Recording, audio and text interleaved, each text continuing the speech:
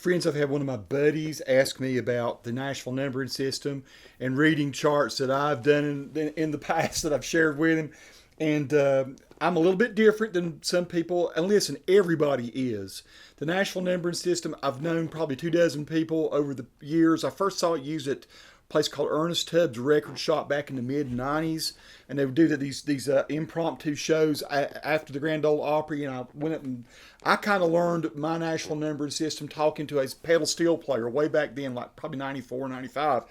And the thing I found out over the years is almost everybody on paper notes their things a little bit differently. There's similarities and there's differences. But the thing I see a lot of people showing how they do it on paper, and how they draw their diamonds and how they draw their triangles and how they denote certain things, measures and all. The thing I don't see is people talking about how you relate it to the fretboard. So for my friend, that's what I kind of got from him and talking with him.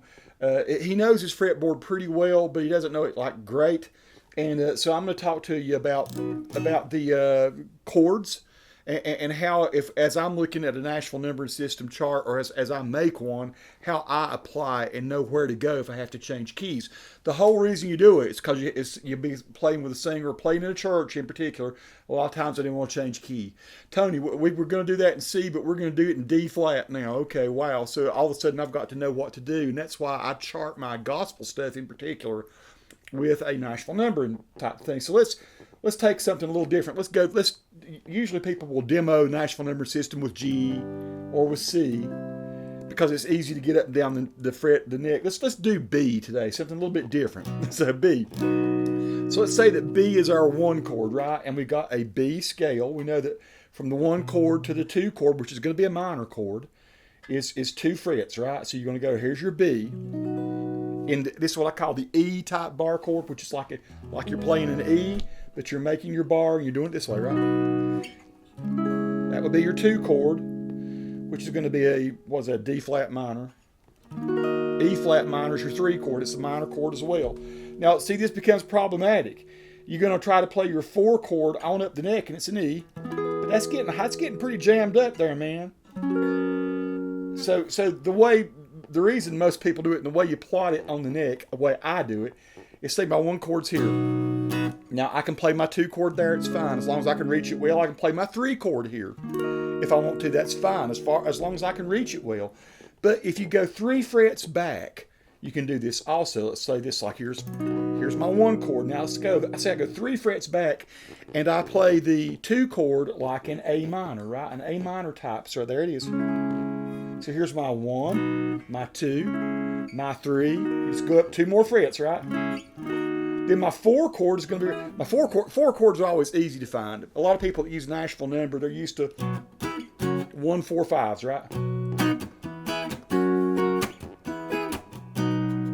But then where is your 6 going to come in? Well, your 6 is going to come in here.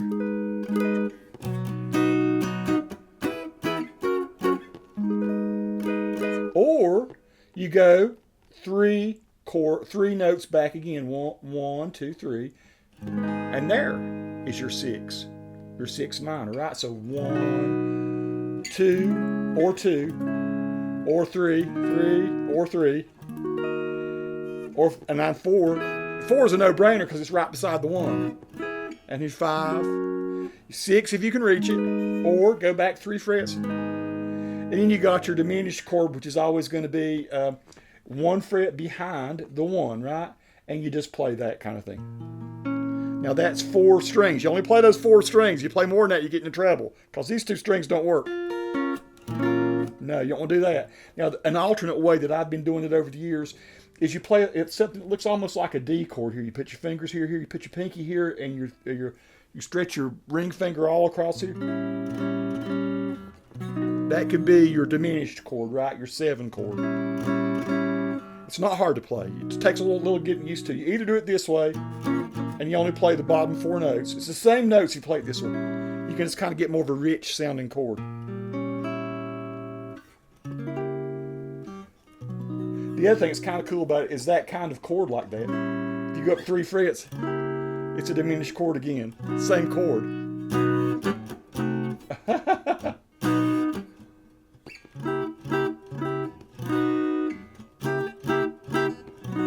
wouldn't think about playing your diminished chord there, but it works really well. Your notes are in a different order. So let's say you're playing in the key of D, and you're using, instead of using this E type bar chord as your starting point, let's say you're using an A type bar, like you're playing A here, right? But you're starting your D here. You got your D, you got one chord, your two chord, your three chord. Your three chord, again, if you're here, you can go back 3 frets. But again, the rule is 3 frets back. So you're playing your D. That would be your 3 chord there, right? So you got your 1, your 2, your 3 here, or your 3 here. Your 4 chord, your 5 chord. And then your 6 chord is going to be your B minor. And then you're going to have your diminished chord again, which is for coming into, it's going to be this kind of thing here, right? Or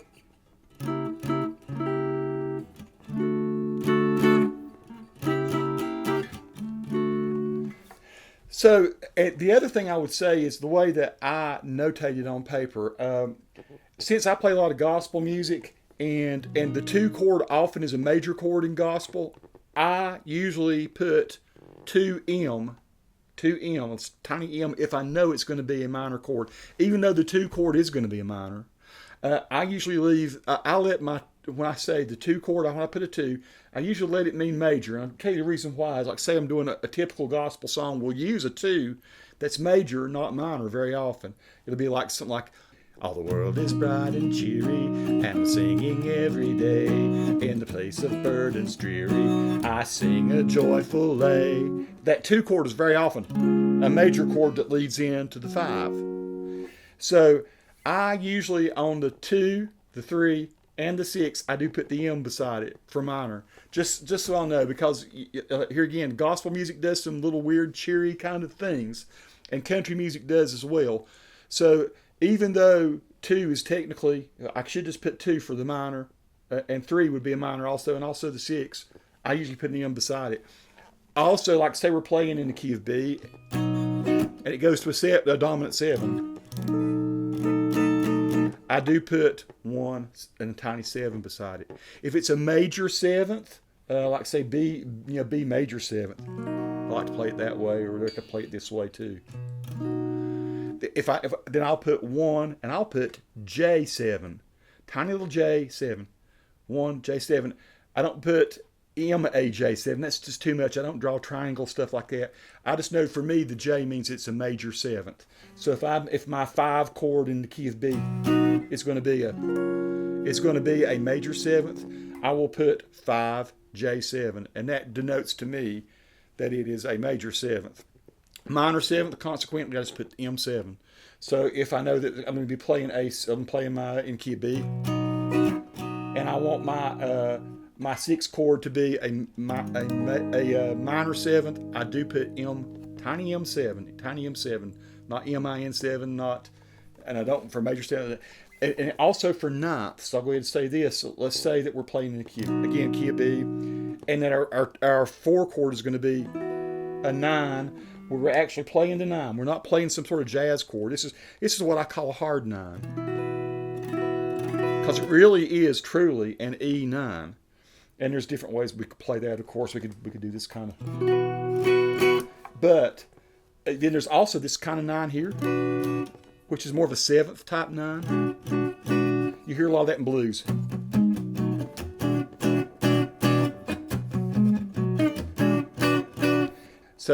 So I would call that a 4-9. I would call this a 4H9, a little H9 beside it. Good or bad, I don't know. And how many times do you play really true, what I call hard 9ths? Kind of very seldom, unless you're playing stuff like Crowded House, Don't Dream It's Over is that kind of, right? It's got that kind of a real true 9. So for the 9s, I call the jazzy kind of 9 a 9, a 4-9, a 5-9. If it's one of those that's where you're just actually playing the 9, then I call that an H9. I'm trying to think, is there anything else that I do? Typically, if I can get around the major chords, the dominant seventh chords are regular old what you call seventh chords, like an A7. Say we're playing A. And I want to play that. Now you know you might have a sixth. I just played a 7/6. I might put a 7/6, a tiny little 7/6. You can get real complicated with it, but I would say 99% of what I play, whether it's gospel, whether it's blues, whether it's country, whether it's rock, I'm doing my major chords, my minor chords, minor sevenths, major sevenths, sometimes the a hard 9, but a lot of times a regular old 9, which is the 7th type 9, the jazzier types 9.